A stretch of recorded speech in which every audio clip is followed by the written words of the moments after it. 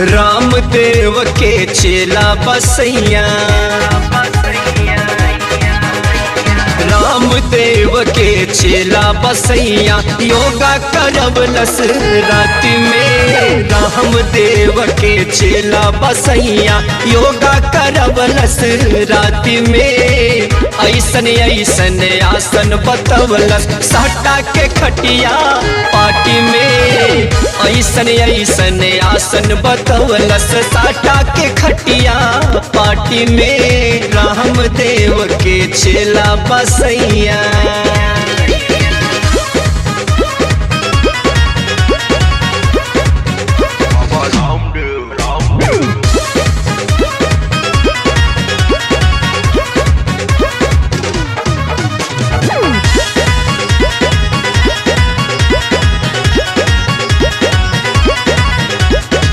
Bed पे सीधा सुता के वो हमके दोनों गोड़ उठा दिहलास।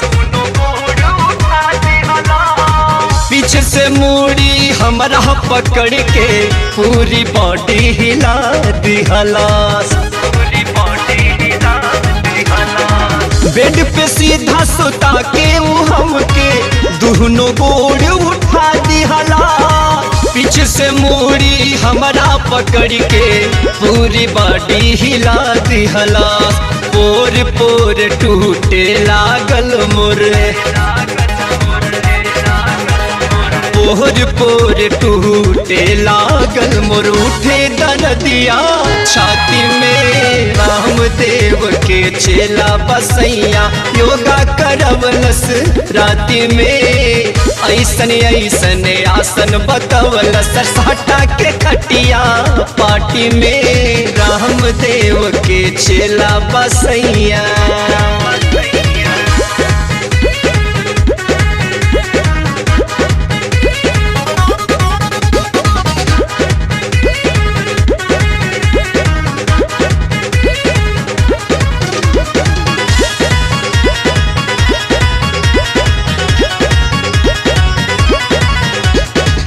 फिर हमारा के खड़ा करा के आगे तनिका झुका दिहला।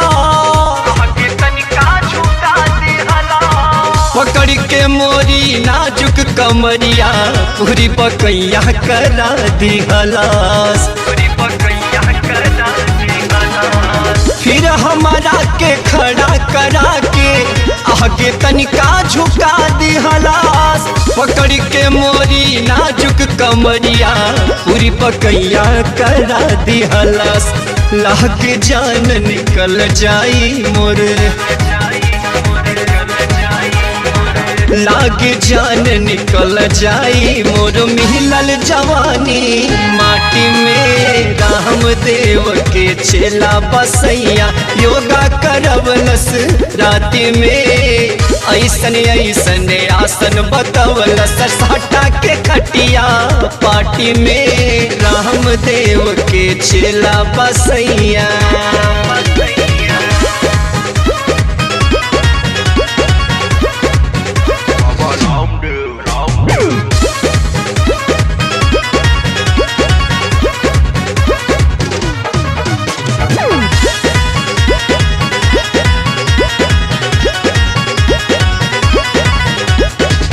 चोली साया भीग गईल मोर, इतना भइल पसीना हो। विपुलिया रवा जनली न कबहू मिली ऐसन कमी ना हो। हाँ चोली साया भीग गईल मोर, इतना भइल पसीना हो। पुलिया रवा जननी न कबहू मिली ऐसन कमी ना हो। विवेक बलमुआ गुथेला देहिया, विवेक बलमुआ गुथेला देहिया जैसे आटा पर राति में। रामदेव के चेला बसैया योगा करवलस राति में। ऐसन ऐसन आसन बतवलस साटा के खटिया पाटी में। रामदेव के चेला बसैया।